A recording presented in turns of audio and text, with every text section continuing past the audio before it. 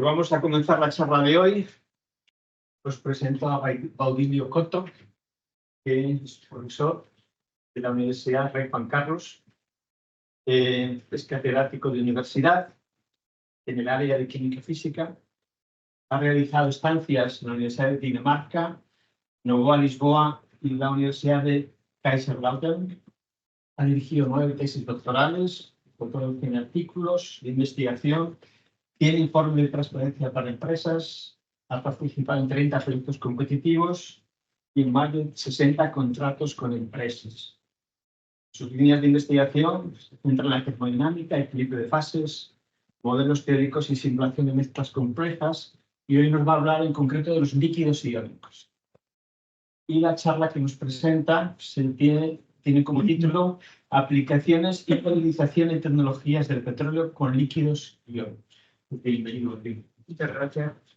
Antes de nada, agradezco mucho a Juan Carlos y al Departamento de Química Física Aplicada que me hayáis invitado a venir a dar esta charla, y lógicamente os agradezco mucho que hayáis venido a escucharme.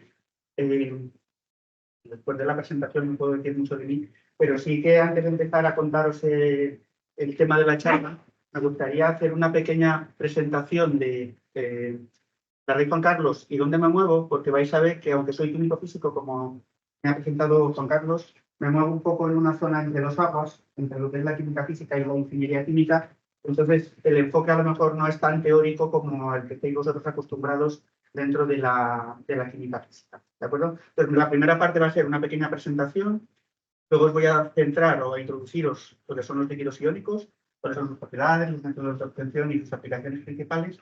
Me voy a centrar en los métodos teóricos que se utilizan para modelar líquidos iónicos, porque dentro de lo que os he dicho al principio, sí que soy químico físico y por tanto me gusta sobre todo centrarme en lo que son las bases teóricas de las distintas aplicaciones, ¿vale? Y finalmente os mostraré algunos ejemplos que vais a ver que vuelve a ser una cosa como muy aplicada y muy enfocada a la industria, ¿vale?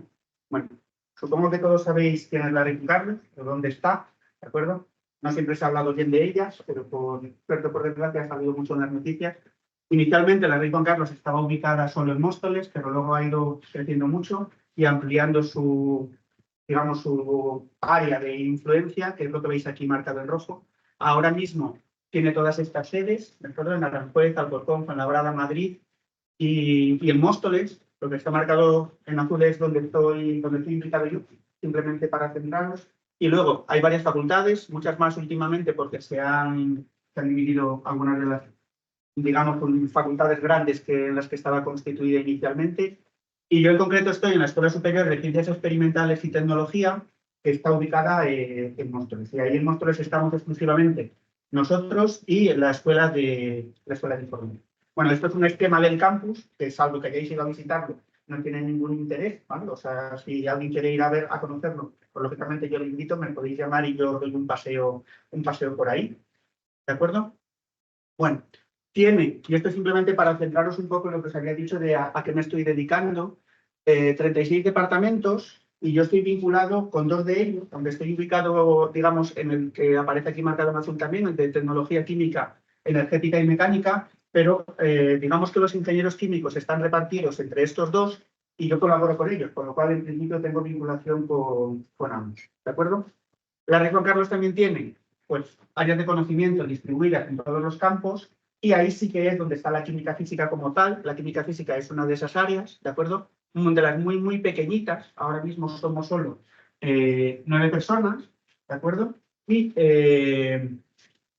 luego la universidad también se ha estructurado la investigación en grupos de investigación, y yo pertenezco a este que aparece indicado como Grupo de Ingeniería Química y Ambiental, que es un grupo de alto rendimiento que también con muchas personas, y estoy en un grupo de innovación docente que es exclusivo, sí, de la gente de Química Física, pero una vez más veis que es muy pequeñito, ¿de acuerdo? Y hay un instituto de investigación que se llama Instituto de Investigación en Tecnologías para la Sostenibilidad, que es de muy reciente creación, en el que también, a donde también pertenezco. Entonces, ¿para qué todo esto? Porque quiero que visualicéis que el área de Química Física en la Rey Juan Carlos existe como área docente.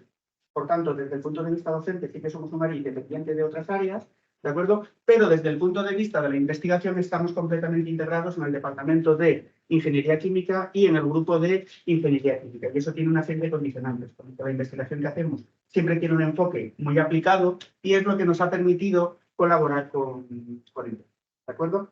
Y el último punto de la presentación es, geográficamente, si nunca habéis estado por allí, esto es la A5, al paso por Móstoles.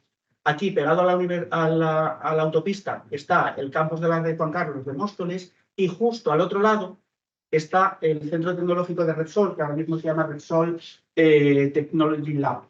Razón por la cual muchas veces la gente ha vinculado este campus de la de Juan Carlos con el Centro de Investigación de Repsol. Y eso es lo que nos ha permitido, efectivamente, que he participado en más de 60 contratos con Repsol. He hecho más de 100 informes técnicos para ellos, hemos dirigido tesis y trabajos fin de grado en colaboración con ellos y la problemática de eso es que suena muy bien cuando se dice que bien que colaboras con empresas. El problema de esto es que muchas veces por temas de confidencialidad hay mucha información que no se puede difundir y por tanto limita mucho las publicaciones que se. Pues lo que os voy a exponer hoy, de hecho, es ejemplos de aplicación y resultados de un proyecto muy grande que hemos tenido precisamente con Repsol, que era un proyecto que se englobaba dentro de la convocatoria INSPIRE, que en nuestro caso había sido un proyecto para tratar crudos pesados utilizando tecnologías modernas, en concreto tecnologías de líquidos iónicos. Aquí están los investigadores de Repsol que han participado. Siempre pongo y resto porque en realidad ha participado mucha gente, que he puesto los nombres principales por si conocéis a alguno. Y desde el punto de vista de la universidad hemos participado 3 universidades, la de Juan Carlos, donde yo era el coordinador, la Universidad de Vigo y la Universidad de Santiago.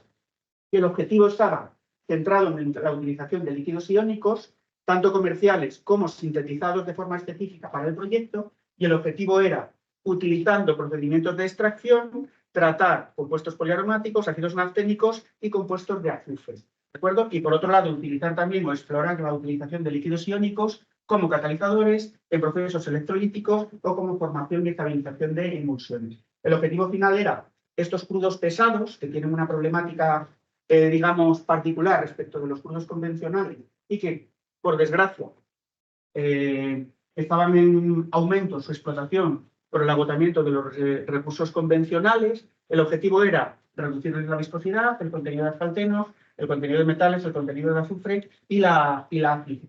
¿De acuerdo? Todos estos elementos son elementos que en principio rebajan la calidad del crudo, dificultan su proceso y también bajan el precio que tienen. Con lo cual, la idea era hacer un tratamiento previo para mejorar esas condiciones generales del crudo. Pues ahí es donde entran los líquidos iónicos. La definición que dicen siempre en todos los libros, aunque no es del todo cierto siempre, es que son sales con una temperatura de fusión baja. Normalmente se pone como referencia a la temperatura de 100 grados, lo cual quiere decir que a temperatura ambiente deberían de ser líquidos, pero no todos lo cumplen, como decía. Y desde luego, siendo compuestos iónicos, muchas veces, independientemente de que sean sólidos o líquidos, son compuestos que tienen una viscosidad muy alta y eso condiciona su uso para muchas de las aplicaciones. Bueno, como sales está formado por un catión que casi todos son cationes orgánicos, con lo cual veis aquí las estructuras más comunes, el piridinium y el imidazol, que son este anillo piridínico y este anillo de imidazol, que es, digamos, la base de que luego tengan más o menos sustituyentes laterales. Y en todos los casos se forma una carga estabilizada en principio por la densidad electrónica del anillo. Y este catión se combina con aniones que aquí sí pueden ser aniones inorgánicos de los convencionales, pues halogenuros, sulfatos, tiocianuros, etcétera, etcétera, o también aniones orgánicos, ¿de acuerdo? Formados pues, por ácidos carboxílicos, dicianoamiduros, etcétera, etcétera. La combinación de estos cationes y estos aniones hace que los líquidos iónicos como tal tengan unas propiedades particulares, diferentes de otros compuestos, y son los que, digamos, hacen que se haya popularizado tanto su uso. Dentro de las propiedades más atractivas son su estabilidad térmica, lo cual tampoco es del todo cierto, porque en algunas ocasiones los líquidos iónicos se descomponen a 200 grados, ¿de acuerdo? No son inflamables, no son volátiles, esos dos conceptos son relacionados, es decir, que tienen una presión de vapor muy baja frente a los disolventes convencionales, son fácilmente recuperables, es decir, que se pueden utilizar en un determinado proceso y después del proceso se pueden recuperar prácticamente al 100%, y eso es lo que hace que tengan la etiqueta de disolventes verdes porque no se consumen como disolventes convencionales. Se pueden diseñar de forma específica combinando adecuadamente los aniones y los cationes. Son buenos disolventes puesto que siendo iónicos son polares y como tienen partes, digamos, orgánicas, normalmente son miscibles en agua y no disolventes orgánicos, razón por la cual en principio son buenos candidatos para ser utilizados en algunas tecnologías con los crudos petroleros. Tienen propiedades catalizadoras en algunas ocasiones, cuando en algunos de estos líquidos iónicos contienen, aquí no hay ningún ejemplo, pero contienen metales pesados y algunos de ellos tienen también propiedades magnéticas y se pueden utilizar los campos magnéticos como herramientas para favorecer la separación de fases cuando se están utilizando como disolvente. Bueno, estas son las empresas que en principio los comercializan, es decir, a priori puede parecer que son sistemas muy extraños, pero son sistemas comerciales. ¿De acuerdo? Es decir, hay empresas que sí que los venden. Comerciales hay más de 400, pero lo que se estima a la gente es que hay muchas más posibilidades de líquidos iónicos que nadie está sintetizando. Se habla de que puede haber más de 1 millón de posibles líquidos iónicos con combinaciones diversas de aniones y de cationes. Y el gran problema de utilizar los líquidos iónicos en tecnologías industriales es su precio. Este es un precio de referencia, pero hay algunos muchísimo más costosos, todavía muchísimo más caros. Pero en principio el precio de referencia es que es unos 1.000 euros por kilo. Y además una limitación es el tema de la escala. Nosotros hemos intentado en alguna ocasión, para escalar un proceso con líquidos iónicos, pedir presupuesto simplemente de cuánto cuesta 1 tonelada de líquido iónico. Y no hay ninguna empresa que lo suministre. Es decir, no hay nadie que suministre en grandes cantidades. Entonces, lo normal es conseguir hasta 1 kilo, pero más arriba de ahí ya normalmente es muy difícil porque normalmente se hacen en reactores particulares que no tienen un tamaño suficientemente grande como para preparar esas cantidades.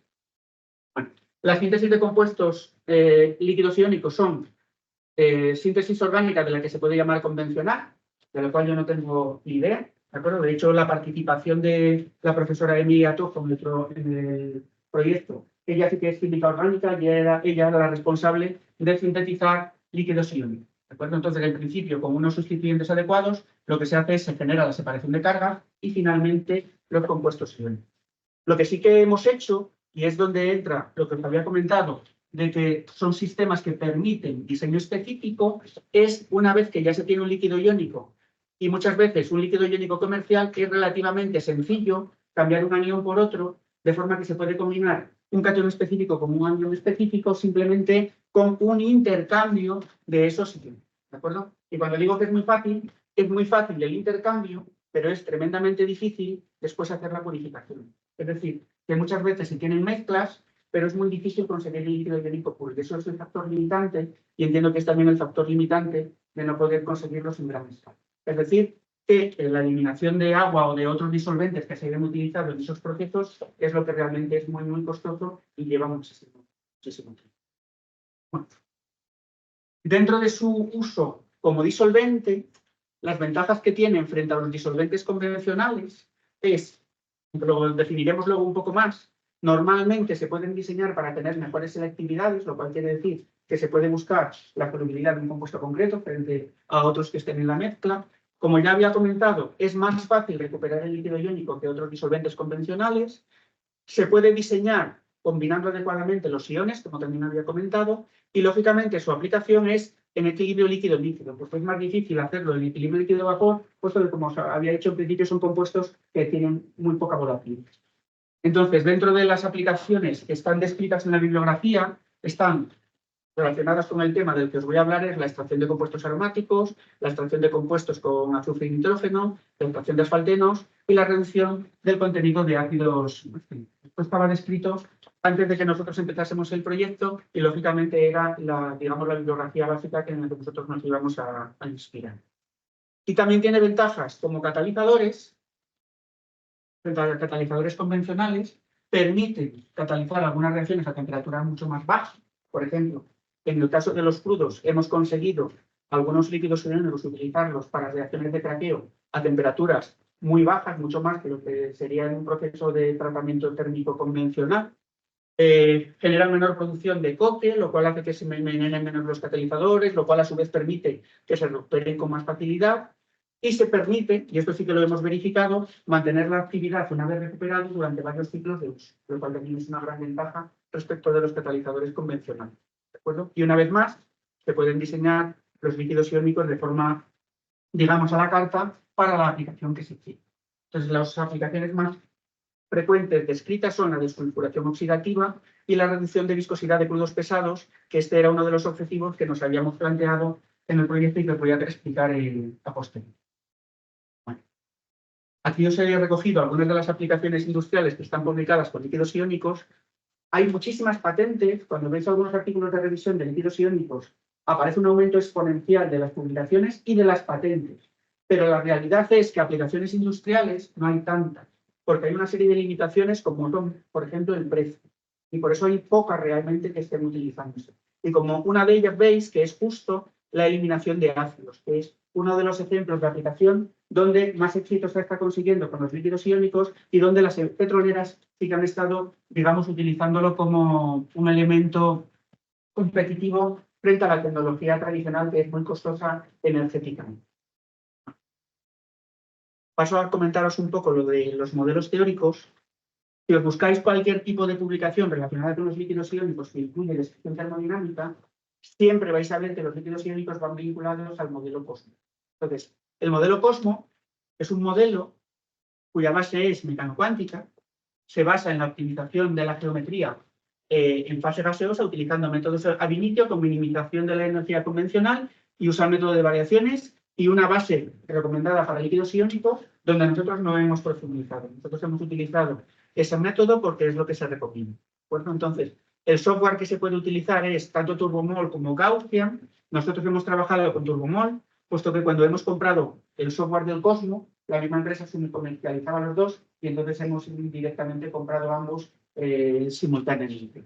Entonces, puede parecer, y siempre uno tiende a pensar, que cuando hay un método ad initio de fondo, el cálculo es 100% estricto, pero luego hay una serie de elementos que hacen que se pierda, digamos, ese rigor. Y en concreto, puesto que los líquidos iónicos están formados por un cation y un anión, hay una pequeña variabilidad según que se haga este cálculo y se optimice el cation y luego el anión y luego se suponga que van juntos o que se optimicen juntos.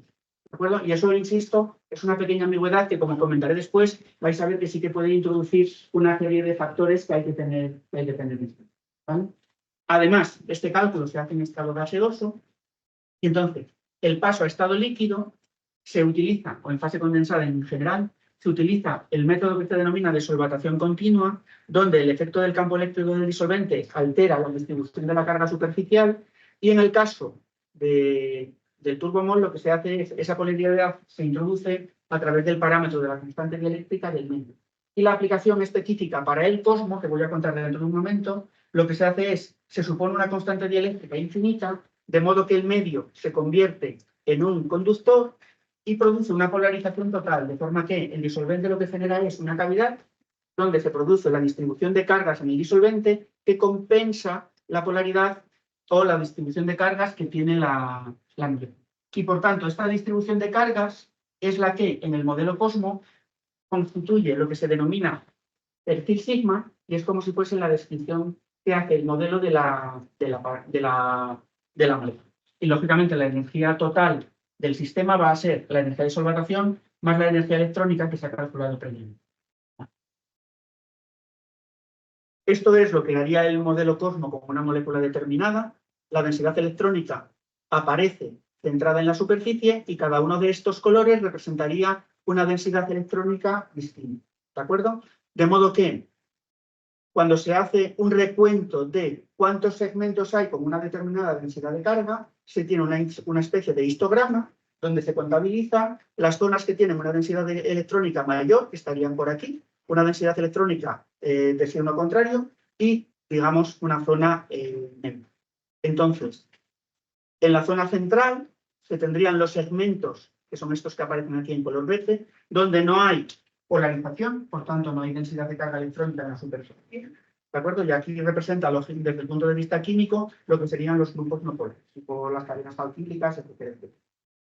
En el otro lado, en la zona positiva, tendríamos donde está la carga positiva, aparece justo en la zona negativa, y esto aparentemente es un poco contrario, puesto que lo que se representa aquí es el campo del disolvente, que es cambiado de signo. En esta zona es donde se tienen los grupos con poca densidad electrónica, ¿de acuerdo? Donde están, por ejemplo, los grupos ácidos, los que hacen donación para hacer el enlace de hidrógeno y los que aceptarían densidad electrónica. Y al lado contrario, pues lo contrario, ¿de acuerdo? La carga negativa, donde tendríamos los grupos básicos, los que aceptarían el enlace de hidrógeno y los que producirían donación de densidad electrónica. Entonces, para el modelo COSMO, este histograma es lo que describe completamente la molécula y la interacción con otras moléculas, puesto que de esta forma se tiene contabilizada cuánta cantidad tenemos y con cuál densidad de carga cada una de las partes de la superficie de la molécula. Este perfil, entonces, como os decía, en principio se considera que contiene toda la información que es relevante para la molécula. Pues, a modo de ejemplo, ¿vale? Este es un ejemplo típico muy sencillo. Este es el sistema cloroformo-acetona, que es el ejemplo típico de enlace de hidrógeno, aunque no tengamos un grupo OH ni nada parecido, donde aquí tendríamos una zona cargada positivamente y aquí una zona cargada negativamente. La acetona tendría este perfil sigma, y aquí tendríamos el grupo carbonilo con alta densidad electrónica. Mientras el cloroformo tendría un perfil contrario, donde tendríamos el hidrógeno con pobre densidad electrónica. Entonces, si se puede ver, que es lo que considera es la clave del modelo COSMO, aquí tendríamos perfiles sigma complementarios, donde una parte de una molécula interaccionaría favorablemente con la otra parte de la molécula. Y aquí es donde entra una de las grandes aplicaciones del COSMO. Hay una tesis donde había propuesto este método, que era la utilización para seleccionar líquidos iónicos. Como he dicho, hay millones de opciones de líquidos iónicos. Entonces, cuando se busca una aplicación concreta y siempre que se habla de diseño específico, hay que decir por dónde empezamos a buscar. Entonces, el objetivo es, por ejemplo, en esta que es una de las aplicaciones que luego nosotros utilizamos. Si se busca un disolvente para actuar en la extracción de compuestos aromáticos. En principio, el tolueno es el compuesto aromático más sencillo, que tiene muy buena solubilidad hacia compuestos aromáticos, entonces en principio es un disolvente ideal para esa aplicación.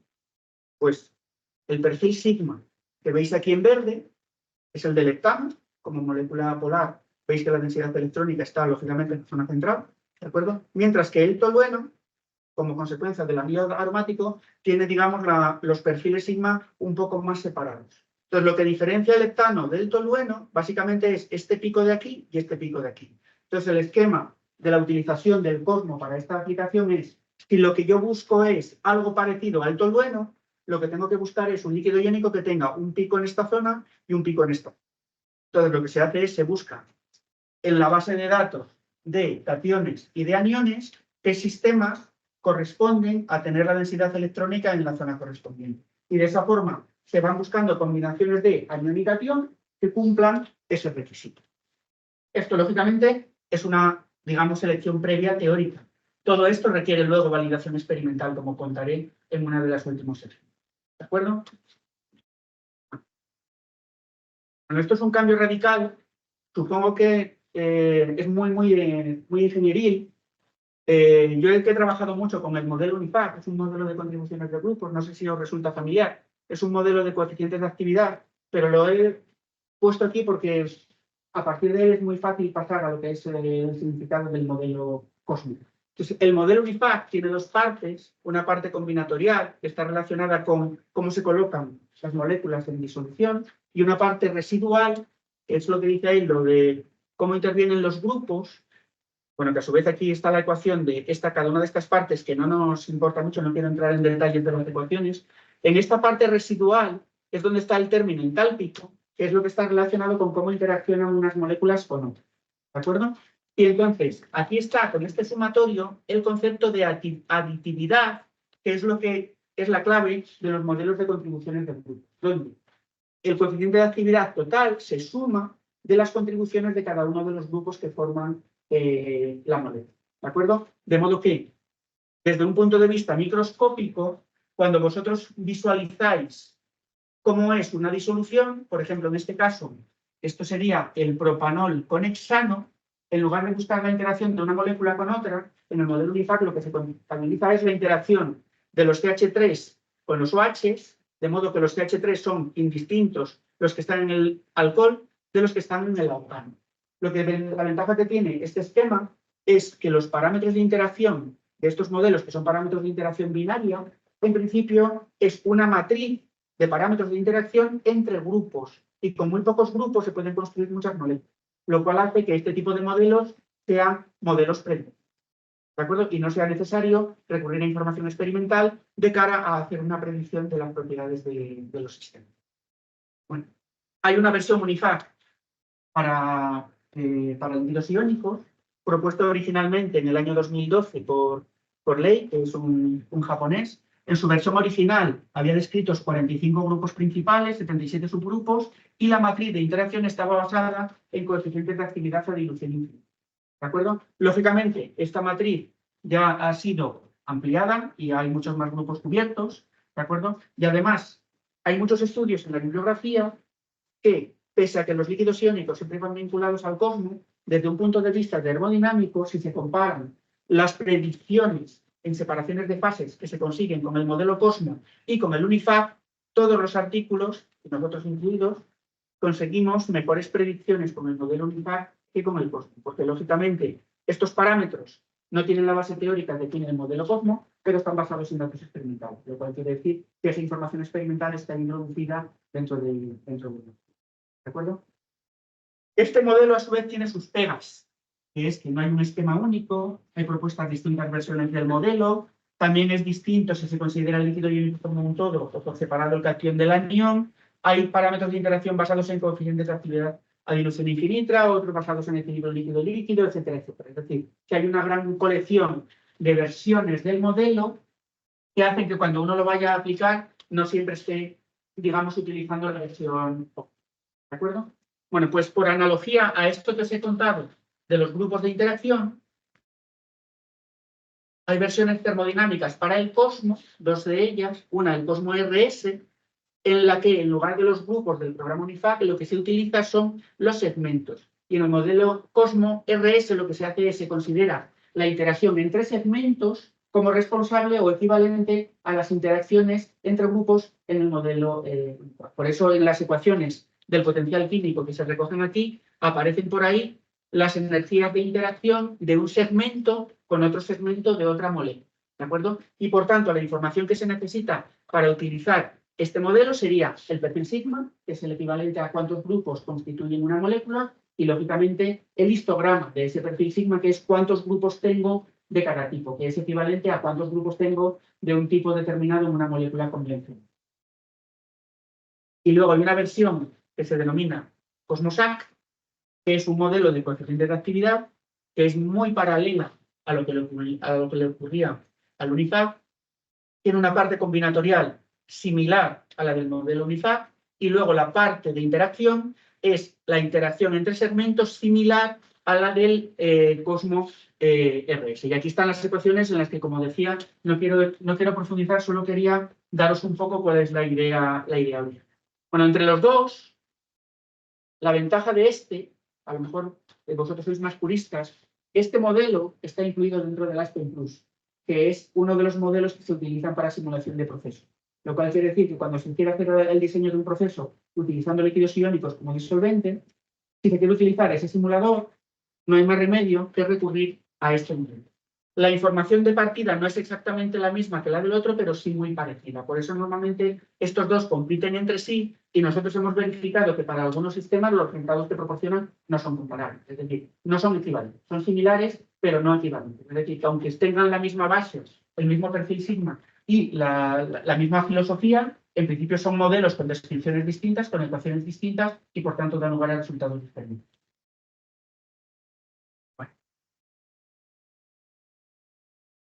Entonces, resumiendo, el modelo UNIFAC tiene como ventaja que es un modelo predictivo, está incluido dentro de Aspen, no lo he comentado, pero lógicamente es uno de los modelos más utilizados dentro de la simulación de procesos de la ingeniería química, y tiene la ventaja de que permite calcular selectividades y coeficientes de reparto.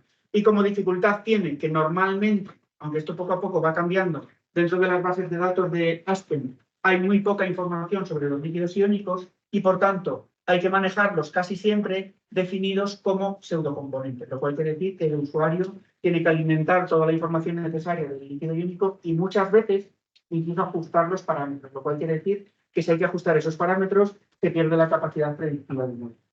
¿De acuerdo? Muchas veces la definición no es única tampoco, como os decía, no es lo mismo manejar el líquido iónico completo que separado en iones, ¿de acuerdo? Y frecuentemente esa tabla está incompleta y muchas veces es necesario ajustar manualmente, a partir de los datos experimentales disponibles, los parámetros óptimos para ese modelo. Entonces, resumiendo, la dificultad es que hay que definir grupos, ¿de acuerdo? Y que se necesita una matriz con los parámetros de interacción. Frente a eso, el Cosmo también tiene capacidad predictiva, no necesita ningún tipo de parámetro porque toda la información se calcula a partir de cálculos ab initio. El problema es que necesita el software específico CosmoCern, que es el que aplica este modelo Cosmo RS, y no está implementado en Access. Por tanto, es necesario, si se quiere hacer para un diseño de proceso, recurrir a la otra versión. ¿De acuerdo? Y la dificultad que tiene es que muchas veces en algunas moléculas muy complejas, según cómo se ubiquen en el espacio, digamos cuál es la conformación de la molécula en el espacio, el perfil sigma puede ser ligeramente distinto, entonces puede dar lugar a resultados distintos, pese a que estemos hablando de la misma especie. Y finalmente el CosmoSat, que era la versión del coeficiente de actividad basada en el Cosmo, tiene la ventaja también de la capacidad predictiva y que no requiere parámetros, y sí que está implementado dentro de las C++. La dificultad, pues igual que el de arriba, necesita perfiles sigma para los líquidos iónicos, lo cual quiere decir que es necesario este programa también para calcular los perfiles sigma, salvo que estos líquidos iónicos estén definidos en las bases de datos, que no es lo normal. Y tiene la misma dificultad en cuanto a conformaciones que habíamos dicho en el cálculo, o sea, en el caso del Cosmo. ¿De acuerdo? Es decir, que cada uno de los tres esquemas, digamos, tiene sus ventajas, tiene sus inconvenientes, pero no hay ninguno que sea la panacea, que sean todo ventajas y que haya que decantarse por uno o por otro. El último modelo del que os voy a hablar es, ya no es un modelo termodinámico, sino es un esquema de la dinámica molecular. La dinámica molecular, no sé si estáis familiarizados con ella, básicamente se basa en resolver las ecuaciones de Newton, donde las moléculas están en disolución, interaccionando con el disolvente y con todas las especies que tenga, y se resuelven las ecuaciones de Newton para cada átomo. De forma que se define un potencial de interacción de unos átomos con otros, de unas moléculas con otras, y se deja que el sistema evolucione. ¿De acuerdo? Entonces, nosotros lo que hemos hecho es una geometría molecular inicial utilizando el programa Avogadro, que básicamente lo que hace es, esto también puede ser mecanocuántico, que básicamente lo que hace es optimizar la geometría de las distintas especies. Y luego se define un potencial de interacción, donde está una parte que es la estructura interna de la molécula, donde hay pues, energías debido a la vibración de los enlaces, debido a la rotación de los ángulos, debido a los ángulos diédricos, etcétera, etcétera. Y luego, finalmente, una parte que es un potencial del Lennard-Jones típico, que es lo que indica cómo interaccionan esos átomos con los que tenga que ver, sean de la misma especie o de otras especies distintas. Y en el caso de los líquidos iónicos, también aparece aquí un término de potencial electrostático para tener en cuenta el efecto de la posible separación de cargas entre las distintas. Bueno, no lo he dicho, en principio la dinámica molecular, aunque este punto de inicial sí que se puede hacer por métodos cuánticos, en principio es un método clásico. Es decir, resuelve las ecuaciones de Newton desde un punto de vista de la mecánica clásica. ¿De acuerdo? De forma que la molécula se suelta, pero no hay interacciones desde el punto de vista de la mecánica. Bueno, entonces, este es el potencial que nosotros hemos hecho. Y luego, algunos detalles. Hemos utilizado el GROMACS, el 4.53, que es un software libre, es decir, se puede descargar y se puede utilizar. Y básicamente lo que implementa es algoritmos de dinámica molecular para distintos sistemas. Entonces, en una configuración típica, nosotros utilizaríamos 8 moléculas de líquido iónico, es decir, 8 iones, o sea, 8 aniones, 8 cationes, 8 moléculas de ácido, que ahora mismo estoy pensando en ácidos nafténicos, pero sería similar para los compuestos aromáticos, y 400 moléculas de disolvente. En una caja cuadrada relativamente pequeña, con condiciones de periodicidad, de forma que cuando una molécula sale por un lado, entra por el equivalente del lado contrario, una distancia de corte de 1 nanómetro Esto es un poco más grande de lo habitual para tener en cuenta las interacciones electrostáticas, que son de más largo alcance. Se hace un equilibrado previo de unos 1000 picosegundos y luego ya, una vez que se ha equilibrado el sistema y se considera que es un punto de partida, digamos, razonable, se inicia el esquema, digamos, el experimento de dinámica molecular, donde se deja el sistema evolucionar durante otro tiempo, normalmente, pues como dice aquí, unos 20 nanosegundos. Hay algunas simulaciones más largas, otras más cortas, ¿de acuerdo? Y normalmente, aunque estamos haciendo algunas cosas en el colectivo de volumen constante, para estos trabajos que os voy a mostrar, son colectivos en los cuales la presión y la temperatura se mantienen constantes utilizando algoritmos que están descritos en la guía. Es decir, todo esto en principio es estándar. Es decir, nosotros no nos hemos puesto a modificar el método. Lo mismo con el Cosmos. Nosotros lo único que hemos hecho después, estos métodos teóricos, aplicarlos a nuestro sistema. ¿De acuerdo? Bueno, pues la optimización, que esto sí que es importante y se me había olvidado, en principio la validación de estos parámetros del modelo se hacen exclusivamente con densidades, siempre utilizando datos experimentales, puesto que nosotros en principio somos, digamos, nuestra investigación fundamentalmente es experimental, es decir, que sí que hacemos medidas en el laboratorio. Entonces, esos valores de las densidades obtenidos experimentalmente los validamos, normalmente ajustando como parámetros los épsilons y los r's del potencial del endoturno. El resto, en principio, se mantiene fijo de acuerdo al esquema que propone este programa. Pues paso a poneros algunos de los ejemplos. El primer ejemplo, que es donde mejores resultados obtuvimos, era en la aplicación de reducción de la acidez, que era uno de los objetivos del proyecto del que os había hablado. Bueno, uno de los problemas, como os decía, del trabajo con empresas, es que nosotros los crudos que nos había suministrado Repsol para hacer el estudio no podíamos publicar información suya. Entonces, la alternativa para conseguir hacer alguna publicación era utilizar un crudo sintético y aplicarle la misma metodología. Entonces, nosotros lo que hemos hecho es generar un crudo sintético, donde aquí veis cuál es la composición. Utilizamos el ácido dodecanoico como modelo de los ácidos nafténicos que tendría el crudo, heptano, ciclohexano y tolueno. O sea, normalmente en la bibliografía hay modelos de crudo más sencillos, en algunos casos simplemente un ácido y un hidrocarburo, pero puesto que nosotros estábamos acostumbrados a trabajar con las mezclas de crudo reales, somos conscientes de que la presencia de las parafinas, de los cicloalcanos y de los aromáticos tiene su importancia. Entonces hemos intentado siempre mantener una distribución de composición relativamente realista. Por eso hemos utilizado estos 4 compuestos y como líquido iónico, en principio hemos probado muchos, pero en esta publicación que aparece aquí reflejada, que es la primera que conseguimos publicar de líquidos iónicos, hemos utilizado el líquido iónico de mimetilsulfato, que es un líquido iónico que está aquí dibujado, se utiliza mucho, pero no por ningún motivo. Realmente es el que ha dado peores resultados de todos los que hemos conseguido. Simplemente se usa mucho porque es relativamente barato y muy poco viscoso. Con lo cual, la mezcla con los compuestos o con las mezclas orgánicas es mucho más sencilla porque tiene menos problemas de viscosidad que otro tipo de líquidos. Entonces, para hacer un estudio teórico, en principio, no nos dio ningún problema. Entonces, aquí está la composición que nosotros habíamos preparado, parecida a esta, o sea, hemos preparado 2 mezclas distintas con composiciones similares, pero en conjunto es muy parecido a eso que veis ahí. Y hay un parámetro característico y fundamental en el tema de la acidez, que es lo que se conoce como TAN, que es el Total Acid Number, que es los miligramos de KOH necesarios para neutralizar 1 gramo de la ¿de acuerdo? Este TAN es lo que se utiliza en la industria petrolera para cuantificar la acidez de los crudos. De forma que se considera que por encima de 0,5 es un crudo ya ácido. Y el problema de esos crudos ácidos es que da muchos problemas de corrosión. Aquí hay un ejemplo de corrosión en las tuberías provocadas precisamente por esa acidez. Entonces, nosotros en el proyecto hemos trabajado con crudos de hasta 4, lo cual quiere decir que eran crudos muy, muy ácidos. Y por esa razón nosotros hemos preparado esta mezcla con una acidez de por encima de 3, digamos, valores altos de la acidez para lo que es habitual en algunos de los crudos que son, digamos, más dulces.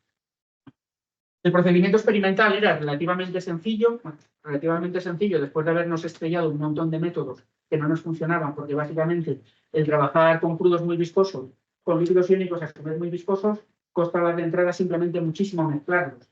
Entonces, hemos probado varios ensayos y al final un método sencillo es utilizar tubos de centrífuga, básicamente porque luego para centrifugarlos favorecíamos la separación de fases. Se preparaba la mezcla del crudo con el líquido iónico con distintas relaciones, es decir, con distintas cantidades de líquido iónico y a distintas temperaturas. Dejábamos durante 24 horas, que para una operación de extracción es muchísimo, pero nuestra experiencia era que como consecuencia de la viscosidad, a un tiempo mucho más corto nunca podíamos tener la seguridad de que la mezcla fuese correcta y que el equilibrio de fases se alcanzase. Entonces, por eso hemos preferido ser conservadores para asegurarnos el límite termodinámico, puesto que nuestro objetivo después era aplicar modelos teóricos para predecir precisamente esos resultados. Luego se deja en reposo. Para este sistema no era necesario. En el caso de los crudos, ayudábamos a la separación de fases por medio de la centrifugación y se muestreaban las fases y se analizaban. El análisis nos hemos centrado en la medida del TAM, puesto que era nuestro objetivo, y el análisis de RMN. Como solo teníamos 4 compuestos, por RMN conseguíamos discernir picos con una precisión suficiente para poder determinar la concentración de las fases en equilibrio de todos los hidrocarburos. Sin embargo, no conseguíamos detectar los ácidos, puesto que la sensibilidad del RMN no permitía ver cuando se tiene una cantidad menor al 1%. En muchos casos la cantidad de ácido es mucho más baja que eso. Entonces, el ácido lo cuantificábamos por la medida estándar del ácido. ¿De acuerdo? Y como consecuencia de las dos conseguíamos determinar la composición de las fases en el equilibrio y reducir o estimar la cantidad de acidez que se había obtenido. Bueno, los resultados obtenidos conseguimos reducir hasta un 25% la acidez, lo cual es relativamente poco. Y las mejores condiciones estaban a una determinada temperatura y en unas determinadas condiciones de relación disolvente. Aquí los puntos negros serían los valores experimentales de la acidez de la fase refinada en función de la relación disolvente-carga, y aquí se incluyen los resultados calculados con el UNIFAC, con el Cosmo RS y con el Cosmo SAC, que son los modelos que os había adelantado, que son los que íbamos a utilizar. La predicción se basa simplemente en las ecuaciones del equilibrio líquido-líquido y nosotros los gammas pues lo calculamos con el modelo correspondiente, con el modelo UNIFAC o con el modelo Cosmo. Todos estos cálculos, en principio, están siempre hechos con Aspen, es decir, no hemos tenido que desarrollar métodos de cálculo para resolver las ecuaciones del equilibrio líquido-líquido. Es decir, que a priori, salvo el RS, que teníamos que hacerlo con el Cosmofer, como ya os había dicho en la presentación, todo lo demás está hecho siempre con él. Bueno, pues entonces, el mejor modelo, que es esto de aquí arriba, es el UNIFAC, lo cual es lógico, puesto que aquí ha habido que ajustar algún parámetro característico, y en cambio el Cosmo, tanto el Cosmo RS como el Cosmo SAC, sobreestiman la cantidad de ácido que se extrae. Y ahí es donde entra el efecto del estudio estructural con el Cosmo. Lo que nosotros interpretamos es, esto es el catión, el MIN, y esto es el etilsulfato, que es el anión. Aquí se ven los colores que os había adelantado antes con las densidades electrónicas correspondientes. Y aquí está cómo es lo mismo para el ácido dodecanoico. Y aquí están los perfiles sigma para el ácido, que es la parte punteada, para el anión, que es este de aquí, y para el catión, que es la parte oscura. Entonces, comparando el perfil sigma, enseguida se ve lo más evidente es que obviamente aquí tenemos la parte del anión y aquí tenemos la parte del ácido, que es lo que hace que la interacción sea favorable entre el grupo ácido y la densidad electrónica del anión. ¿De acuerdo? Que efectivamente, o sea, el Cosmo predice que la extracción es muy buena porque el líquido iónico se engancha muy fácilmente con el ácido. Y aquí lo que se tiene es un gran pico apolar que corresponde a esta cadena tan larga, que es lo que aparece en color verde, y normalmente, preferentemente, la parte esta verde del catión, donde ahí os recuerdo que en el EMIN había un anillo, un pentágono como estructura aromática y luego normalmente unas cadenas laterales. Bueno, pues lo que hemos interpretado, y ahí es donde entra la ambigüedad del cálculo del Cosmo, es si en lugar de optimizar la geometría del anión y del catión por separado, se optimiza junto, pues previsiblemente la carga positiva y la negativa se enfrenten, y eso hace que afecte la densidad electrónica externa que es la que estaría disponible para interaccionar con el ácido. Efectivamente, cuando se optimiza junto, veis que los perfiles sigma de la parte del anión, o sea, en este caso, lo que llamo C más A es la suma de estas dos contribuciones, mientras que cuando se optimizan juntas, lo que se tiene es pues, un único perfil sigma para todo el líquido. Se ve que obviamente lo que ocurre es ni más ni menos que lo que os acabo de decir. Se produce un desplazamiento de la densidad electrónica de la parte negativa hacia menores densidades electrónicas. Lo cual quiere decir que de esa forma la relación o la interacción con el ácido sería más desfavorable de estas especies que si se considera únicamente esa.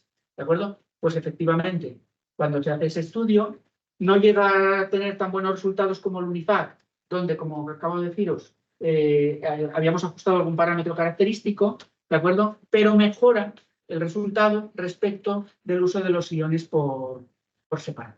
¿De acuerdo? Y ahí es donde entra un poco lo que deja de ser del todo riguroso en el cálculo del cosmos. El cómo se coloca el cation respecto del anión puede introducir efecto en cómo es el perfil sigma de la especie que nosotros estamos poniendo y, por tanto, en los resultados. Puesto que aunque aquí sí que intuitivamente podemos entender cómo se coloca uno respecto de otro, luego en algunas ocasiones son necesarios hacer desplazamientos muy grandes que probablemente en los métodos de optimización no se consiguen. Y entonces no se consiguen del todo geometrías muy optimizadas. Y es un poco, a día de hoy, la ambigüedad que le vemos al método. Esto es un trabajo distinto, con la misma idea, bastante más reciente. Decidimos retomar el tema de la acidez, pues por una cuestión que os voy a comentar a continuación. El crudo sintético es similar, lo que pasa es que hemos utilizado compuestos más pesados para simular mejor el comportamiento en un crudo petrolífero y en lugar de utilizar ácido decanoico utilizamos ácido nafténico, que es un ácido que tiene a su vez un anillo y por tanto la geometría que tiene es relativamente distinta. Estos son los perfiles sigma que obtenemos. No hay una gran diferencia respecto de lo que ya os he mostrado, entonces me voy a ir directamente a los resultados. Aquí sí que reducimos hasta un 55%, el líquido iónico es diferente, las mejores condiciones de extracción son un poco diferentes a las anteriores y, en principio, hay una pequeña diferencia en función del catión que se utilice. En un caso es el B-min, que es un butilo, y en el otro es el E-min, que es un etilo, y veis que la diferencia está en esta cadena, que luego sí que tiene su relevancia, como os contaré un poco más adelante. ¿De acuerdo? Bueno, pero este estudio nos lo habíamos planteado porque cuando empezamos a hacer los experimentos con líquidos iónicos, en la bibliografía había una teoría acerca del mecanismo de extracción que decía que los cationes, con sus anillos aromáticos, formaban una estructura tridimensional como de cajas, que lo que hacían era encapsular al ácido carboxílico, y que eso era el responsable de la extracción.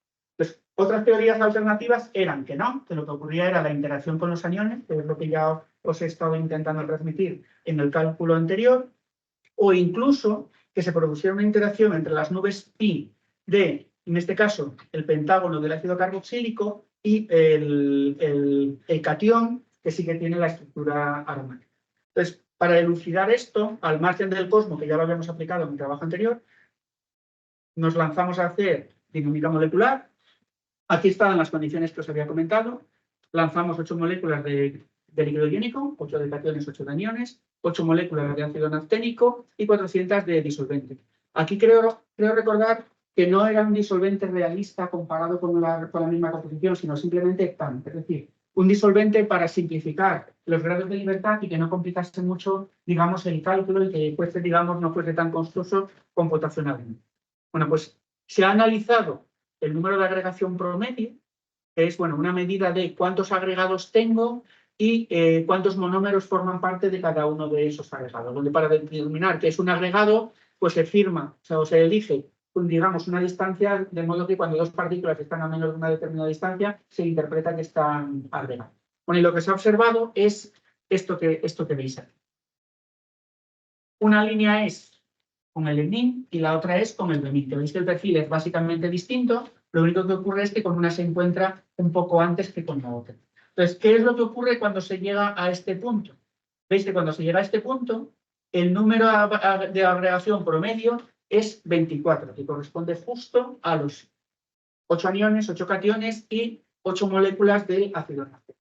Y la imagen es que el líquido iónico se apelotona, pensad que está metido dentro de un disolvente que es apolar, ¿de acuerdo? Con lo cual el líquido iónico forma una especie de fase aparte y alrededor se enganchan los ácidos carboxílicos.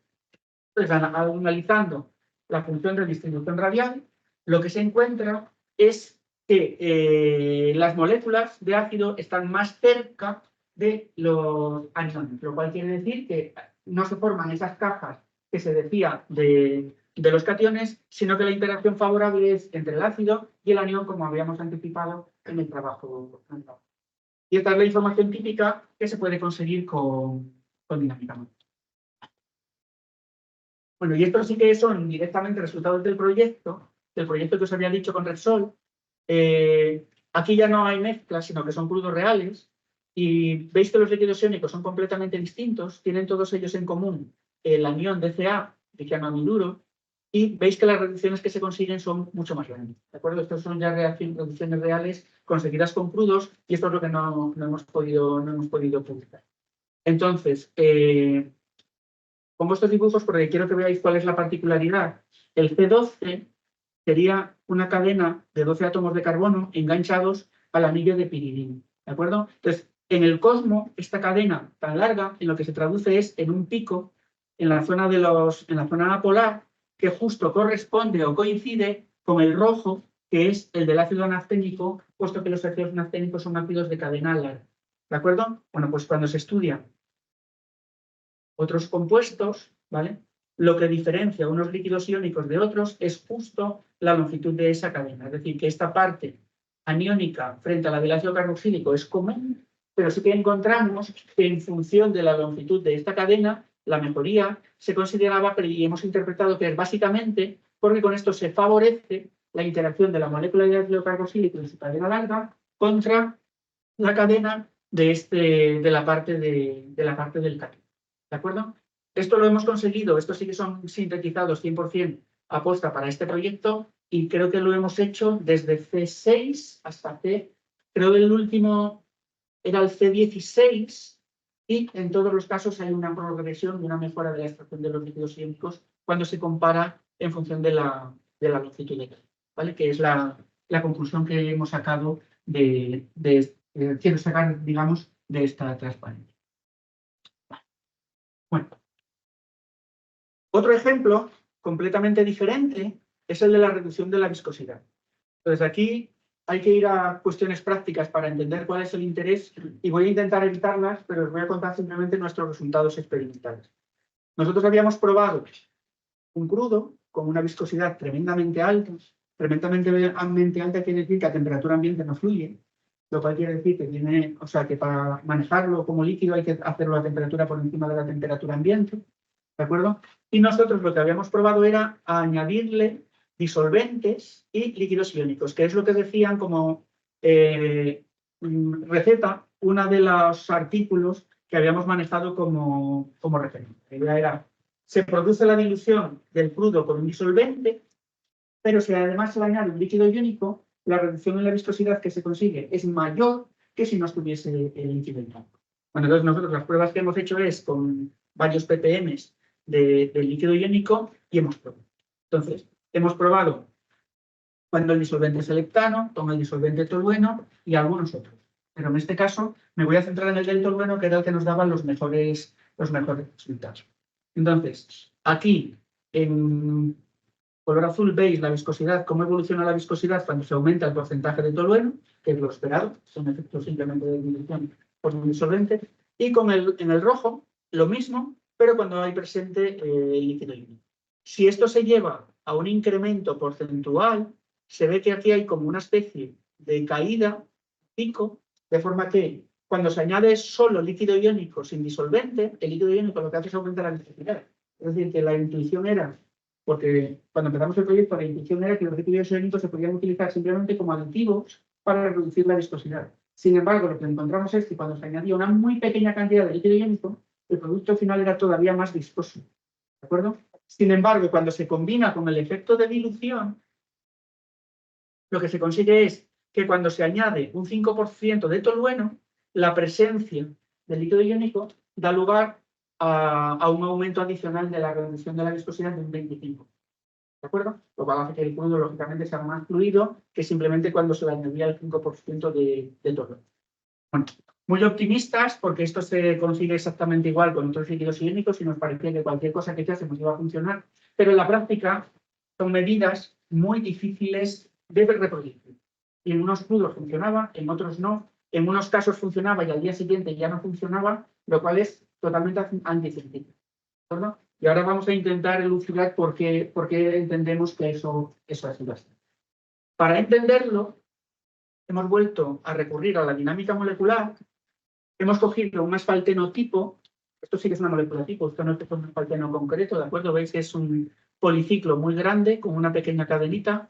Lo hemos analizado con el Cosmo y simplemente veis que este asfalteno tiene una estructura parecida al tolueno, pero muy distinta a la del heptano. Por eso, lógicamente, el tolueno es el que más favorece la reducción de la viscosidad, porque tienen, digamos que son dos compuestos que son mucho más afines que ese asfalteno con otro disolvente externo. Bueno, pues lo que hemos hecho ha sido, por dinámica molecular, se han cogido 8 moléculas de este asfalteno y se han puesto 400 moléculas de disolvente. Entonces aquí se ve un comportamiento drástico de diferencia entre lo que le ocurre en heptano y lo que le ocurre en tolueno. Es decir, cuando se hace con tolueno, no importa el tiempo que se deje la simulación, no llega a producirse en ningún caso agregación. Sin embargo, cuando se hace en heptano, a partir de un cierto momento, se produce la agregación de las moléculas de asfalteno y pasan a ser, pues eso, agregados de moléculas de asfalteno. Esto experimentalmente se conoce, es decir, el heptano es el disolvente que se utiliza para precipitar tradicionalmente asfaltenos. Entonces, cuando se tiene un crudo y se añade heptano, normalmente se fuerza que se separen los asfaltenos en una fase sólida independiente. Con lo cual, esto simplemente es una constatación por dinámica molecular de que efectivamente eso es así. Y que en cambio no ocurre en tolueno. ¿De acuerdo?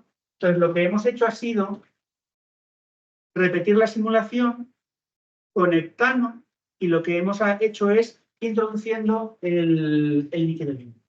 Entonces, en esta gráfica lo que se muestra es en color rojo lo que os he mostrado antes. El asfalteno solo con el C7, que a partir de un cierto momento da lugar a la agregación y a partir de ahí todas las moléculas de asfalteno estarían agregadas entre sí. En verde, el asfalteno con el heptano y con 8 moléculas de líquido iónico. Y lo que ocurre es esto que veis aquí. Con 8 moléculas de líquido iónico ocurre exactamente con el heptano como ocurría con el tolueno, es decir, inhibe la formación de agregado. Entonces, lo que ocurre es que cuando se hace la foto, lo que se observa es que el líquido iónico se ha pegado sobre el asfalteno, precisamente porque el líquido iónico, este benmin, tiene un anillo aromático, y aquí sí que juegan lo que se llama interacción pi-pi, que es la densidad electrónica en la nube pi de los anillos aromáticos, la interacción de esa nube con la nube del asfalto. ¿De acuerdo? Y en cambio, cuando se hace con menos moléculas de asfalteno, se produce la misma inhibición, pero no completa. Lo cual quiere decir que no hay suficientes moléculas de líquido iónico como para, digamos, inhibir que todas las moléculas de asfalteno se agreguen. Y lo que hace que, como os decía, fuese muy difícil de reproducir los resultados es que se ha intentado también la simulación de, empezando en la línea negra, poner los asfaltenos agregados y lanzarles el heptano y el líquido iónico.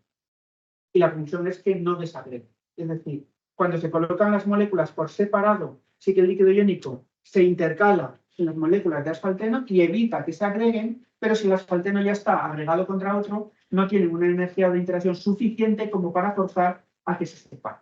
Y entonces la razón, no, lo que nosotros hemos interpretado, porque no hemos conseguido esa buena reproducción en los resultados de reducción de la viscosidad, puesto que si los asfaltenos que utilizábamos ya estaban agregados, el líquido iónico no era capaz de desagregarlo y por tanto no era capaz de producir la reducción. Con lo cual, entendemos que cuando hemos tenido éxito en esa reducción de viscosidad es cuando nosotros estábamos dosificando el líquido iónico mientras se estaba formando la agregación de asfaltenos y no una vez que ya estaba hecho. Bueno, en este caso, analizando la función de distribución radial, pues no se aprecian diferencias significativas entre la distancia del asfalteno y del catión o del anión, con lo cual en este caso es difícil concluir que el responsable sea el anión frente al catión, aunque puede ser porque simplemente en este caso el asfalteno era el cloruro, perdón, el líquido iónico tenía como anión el cloruro, que siendo un anión muy relativamente pequeño, puede que no estorbe, por decirlo de alguna forma, en la colocación del catión y por tanto no influya en esa orientación. Y el último ejemplo que os iba a comentar es su utilización para la extracción de aromáticos, que si os ponéis a mirar la bibliografía, es la primera aplicación que se ha descrito con líquidos iónicos, es decir, de hecho hay algunos artículos que básicamente proponen líquidos iónicos para separar octano de benceno, es decir, sistemas tan sencillos como eso. Entonces, tal y como os había comentado antes, la utilización o una de las ventajas del Cosmo es que por el análisis de estos perfiles sigma podemos decidir el buscar líquidos iónicos con perfiles o que repliquen el perfil del tolueno. Bueno, pues entonces haciendo eso, llegamos a una serie de especies que son, digamos, viables. Entonces, dentro de esas especies hemos probado varios líquidos iónicos, hemos preparado una mezcla, en este caso, dodecano, sileno, metilnaftaleno y pireno, y hemos estado viendo la opción de utilizar ese líquido iónico como elemento extractor del poliaromático. Bueno, en concreto, nosotros nos estábamos enfocando en el pireno, puesto que considerábamos que era que tenía un comportamiento más parecido a los asfaltenos, que era el objetivo que teníamos en principio. Hemos probado en distintas condiciones de temperatura y demás. Bueno, y aquí representando selectividades frente a constantes de distribución, pues tenemos una especie de nube en función de las condiciones de temperatura, de la relación del líquido iónico a la mezcla, ¿de acuerdo? Y la conclusión es que efectivamente, es lo que dicen siempre cuando los estudios teóricos se quedan ahí, los líquidos iónicos son muy selectivos a los compuestos aromáticos. O sea, aquí estamos hablando de selectividades del orden de 100, lo cual quiere decir que tienen una selectividad tremendamente alta para esos compuestos aromáticos. Muestro solo para el pireno, pero sería lo mismo para el resto de los compuestos aromáticos. Sin embargo, tienen muy pequeñas constantes de reparo, lo cual es un gran problema, puesto que, si os fijáis, el pireno está en muy pequeña proporción, que es el equivalente a lo que ocurriría en un crudo. En un crudo siempre hay asfaltenos, pero normalmente no son los compuestos mayoritarios. Con lo cual, como son componentes muy, muy minoritarios, el hecho de que las constantes sean bajas quiere decir que la capacidad de separación de una hacia otra es relativamente pobre. ¿De acuerdo? Entonces, sin embargo, ha destacado este de aquí, que es el que hemos considerado óptimo, que es el butilmetilpiridinium con este anión NTF2, que era uno de los posibles que habíamos estado analizando. Esto es lo que quería decir cuando dije al principio que esto está muy bien, pero luego hay que validarlo experimentalmente. Es decir, con este esquema se puede reducir hay millones de líquidos iónicos, puede usar cualquiera de esos millones. De esta forma se restringe a unos pocos, pero luego hay que validarlo experimentalmente, porque si no, lo que te dice el modelo Cosmo no siempre es del todo fiable, como vamos a ver bueno.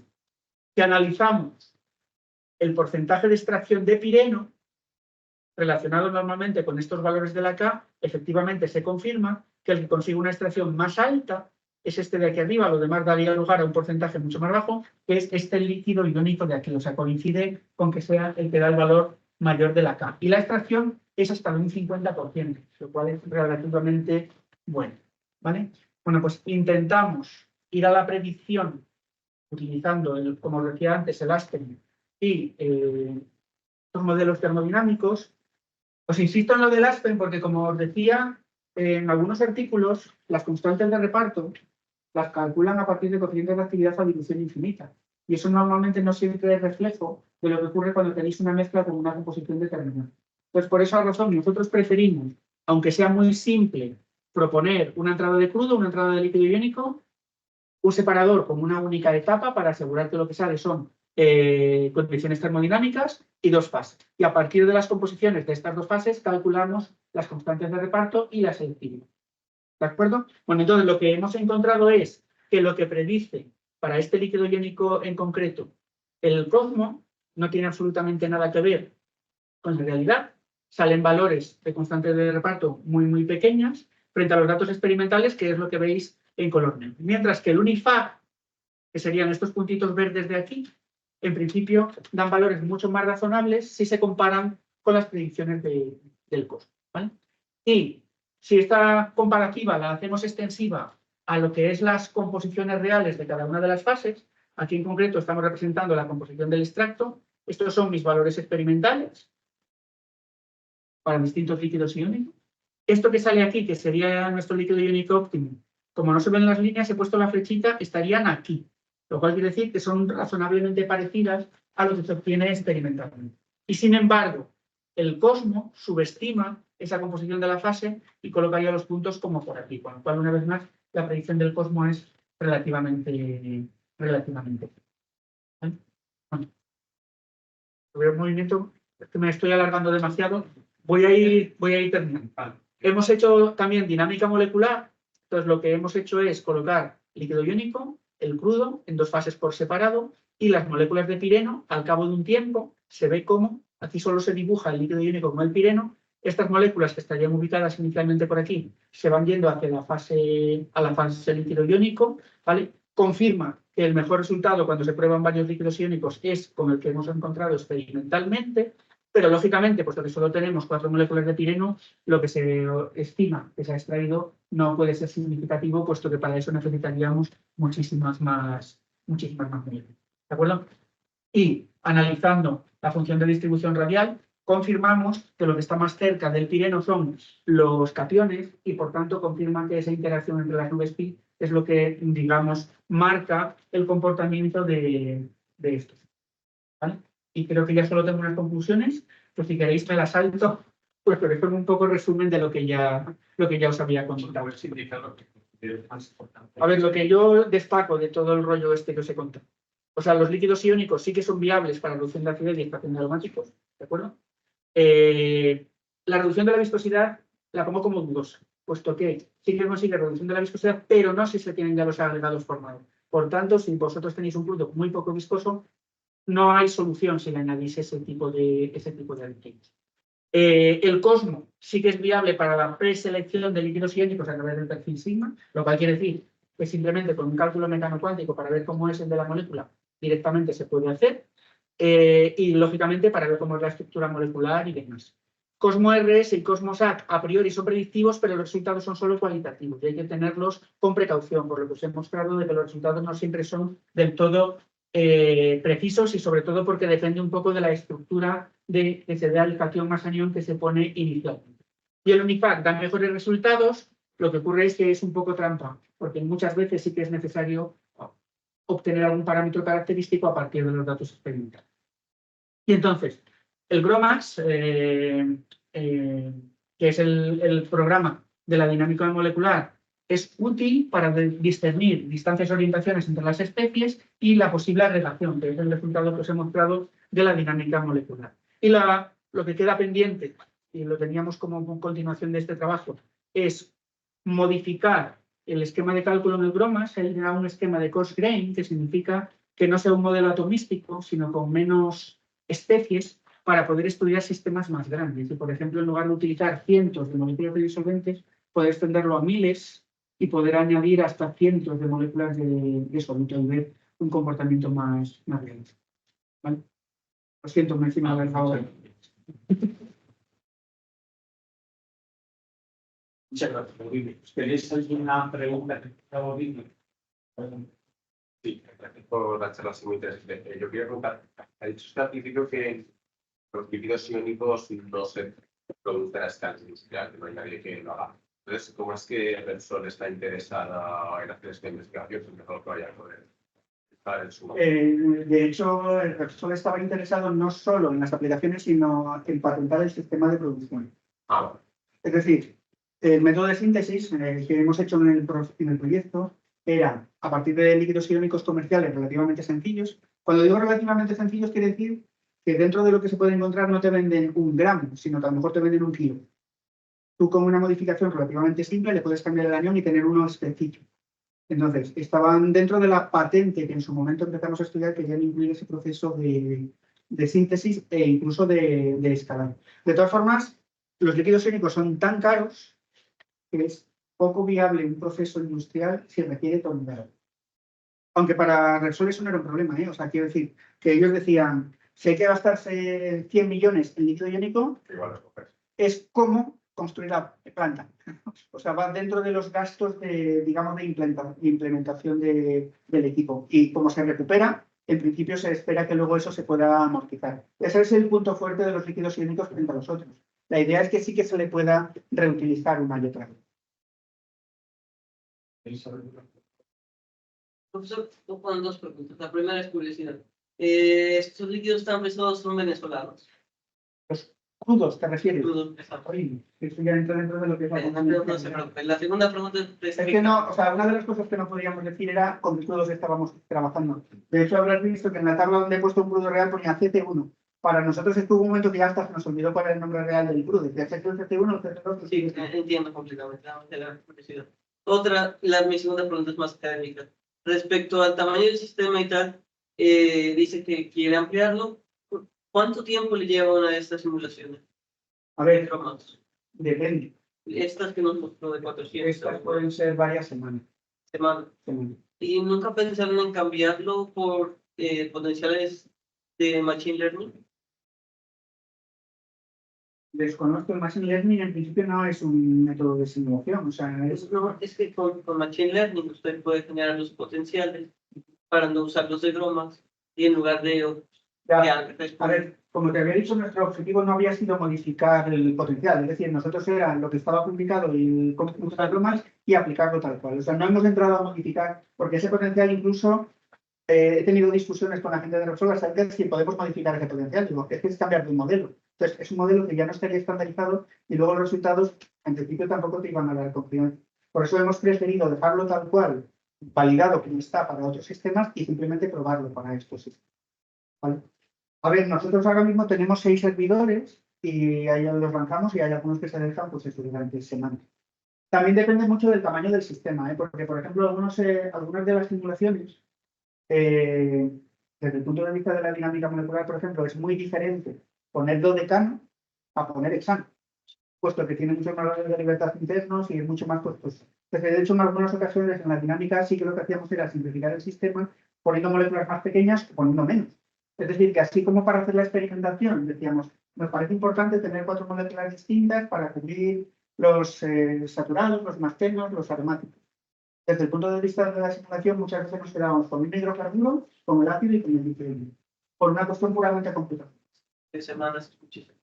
Claro, efectivamente. O sea, pero incluso la parte mecano-cuántica del cosmos, en algunas ocasiones también nos ha llevado semanas. Es decir, que por ejemplo los alfaltenos, cuando hemos hecho los perfiles sigma y demás, o sea, hemos probado con alfaltenos de a lo mejor un peso molecular de 500.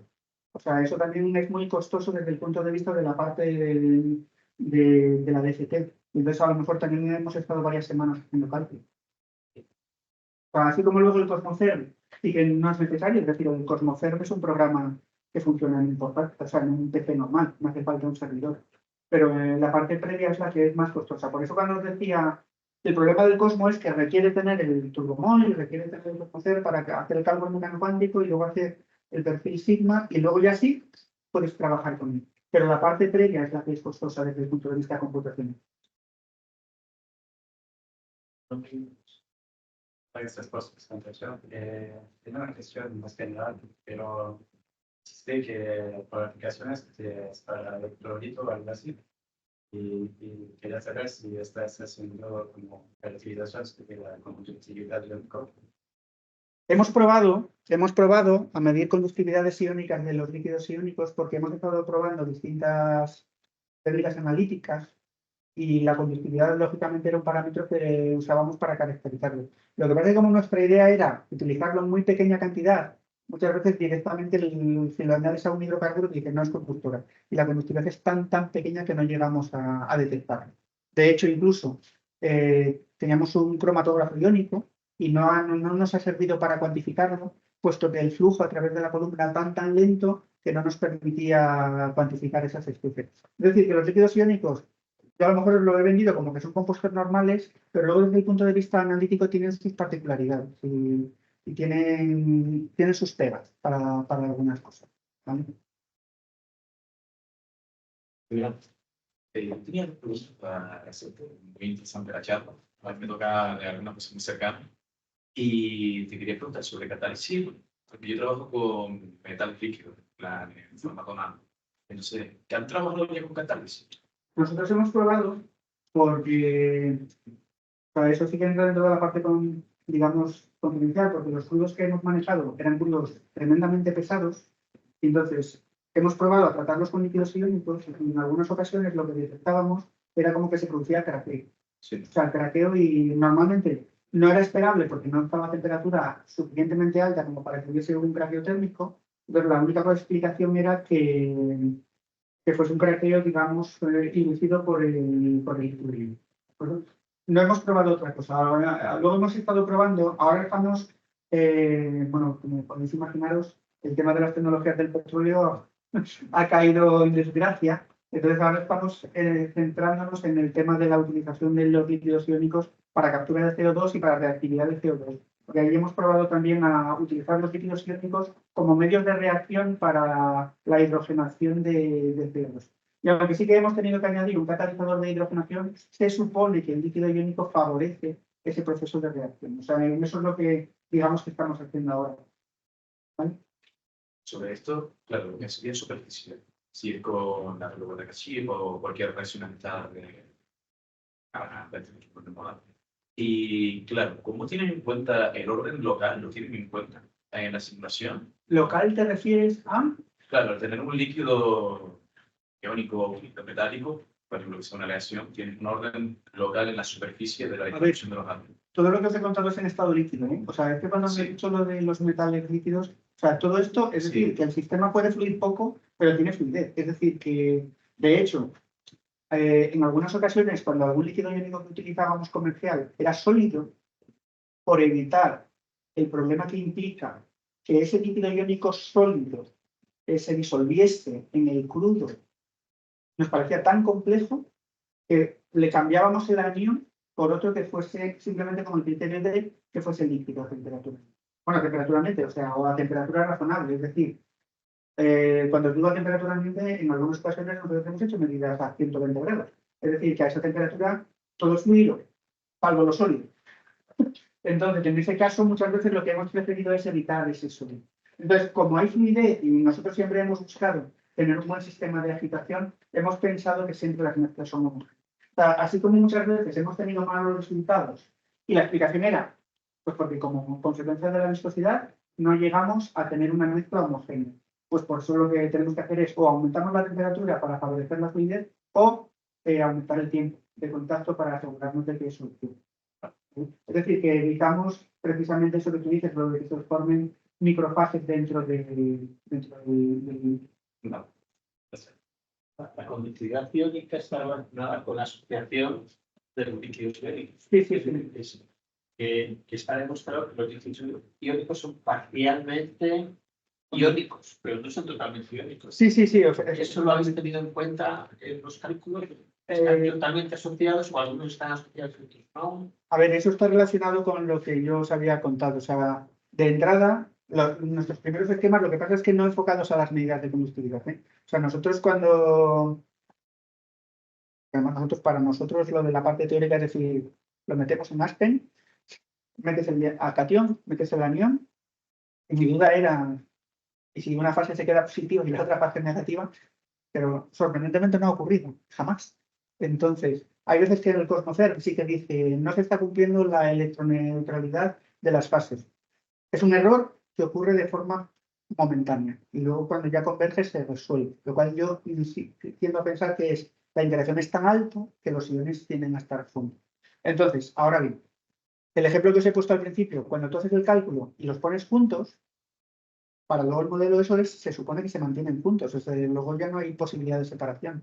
Con lo cual, si da mejores resultados cuando tú haces el cálculo juntos, quiere decir que en la práctica están juntos. O esa es mi interpretación. Efectivamente, esa es la pega que tiene, por ejemplo, el modelo Cosmos. Entonces, la optimización de la estructura y así se queda. Es decir, que una vez que tengas esa estructura optimizada, ya tú ves, por supuesto, que se mantiene. Mientras que en dinámica molecular sí que puedes ver como la distancia del anión con educación se puede separar, es decir, se puede alejar y con lo cual ahí sí que tú puedes ver si hay una separación parcial de las dos especies cargadas o no. Pero nunca lo hemos buscado, porque nuestro objetivo no... O sea, aunque sí que he puesto al principio la opción de hacer electrolisis, no llegamos a aplicar o a probar ese método, con lo cual no hemos llegado a preocuparnos mucho de la conductividad, salvo verlo como técnica analítica. De hecho, los iónicos pueden estar asociados incluso en un 40-50%, o sea, visitar Sí, sí. como iones. Entonces, Sí, es una situación muy compleja. Sí, sí. O sea, muy compleja, sobre todo desde el punto de vista de la modelización. Desde el punto de vista de la modelización, por lo digo, porque la mayoría de los modelos termodinámicos, a ver, estuvimos en su momento pensando en utilizar modelos de electrolitos. O sea, porque ahí en el Aspen, por ejemplo, tienen modelos de electrolitos, el LDKNRTL, el modelo de Pitzel y demás, por ver si conseguíamos resultados distintos. Lo que pasa es que esos modelos normalmente necesitan un input tan amplio que para los líquidos iónicos era prácticamente imposible de conseguir. Entonces, por eso lo abandonamos. Es decir, las matrices de los parámetros de interacción eran para iones de los habituales, no para este tipo de sistemas. Entonces, por eso no hemos podido ir a ese tipo de modelos. Los histogramas, si pudieras pintar un histograma, es de densidad electrónica frente a que hay en el eje X. En el eje X es la densidad de carga, en realidad. Y en el eje Y. En el eje Y es el número digamos, de segmentos que tienen esa densidad electrónica. Entonces, ¿cómo comparas, para elegir el disolvente iónico adecuado, cómo comparas un perfil con otro? ¿Integras y comparas la integración? ¿Comparas solo Ahí hay un poco de todo. O sea, ¿Es visual o es cuantitativo? a ver, nosotros hemos estado intentando para algunas aplicaciones hacer correlaciones entre la integral del perfil sigma desde un punto hasta otro y correlacionar eso, por ejemplo, con, yo qué sé, con el porcentaje de extracción que se consigue para un determinado tipo de compuestos. Pero no siempre se consigue. En principio, el procedimiento que os he contado, que es lo que está descrito en la bibliografía, sería la forma. Ahora, el que sea más arriba o más abajo tiene mucha implicación, porque quiere decir que hay muchas especies con eso o pocas. Entonces eso tiene mucha implicación. Que sea más frío y más abajo implicaría en este caso que sea muy ácido o muy básico. Pero no es tanto que sea mucho o poco, porque eso es lo que da el eje de las X. Es decir, que tenga más o menos densidad electrónica, sino que haya muchos segmentos que tengan esa acidez tan alta. Es decir, que lo que se representa en el eje de las Y es cuántos segmentos hay con esa densidad electrónica.